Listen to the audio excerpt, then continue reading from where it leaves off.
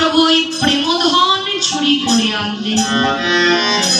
ইহ জগতে যদি কোনো চোর জানতে পারে যে ধনীকে, তাহলে চোর কি করবে? সুযোগের অপেক্ষায় থাকবে।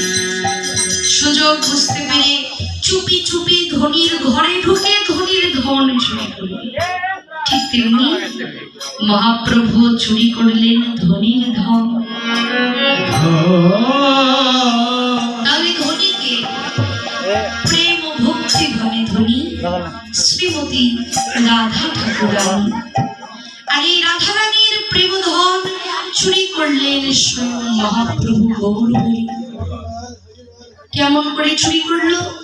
বৃন্দাবনে উৎসব হলো, স্বর্গলীলার চূড়ামণি, স্বর্গলীলার মুকুটমণি শ্রী শ্রী রাসলীলা। রাস রজনীতে রাধারানী যখন সখীগণকে নিয়ে ব্যস্ত, সুযোগ বুঝতে পেরে গৌরাঙ্গ রূপ ধারণ করে ঢুকলেন রাধারানীর ঘরে। ঢুকে রাধারানীর প্রেম ভাণ্ড হতে চুরি করলেন অনর্পিত প্রেমধন। চুরি করে যখন বের হবেন, দেখতে পেল প্রতি দ্বারে দ্বারে প্রহরী নিযুক্তা।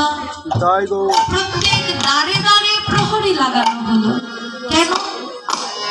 কারণ যাতে অনধিকারী কেউ প্রবেশ না করতে পারে, তাই প্রতি দ্বারে দ্বারে প্রহরী।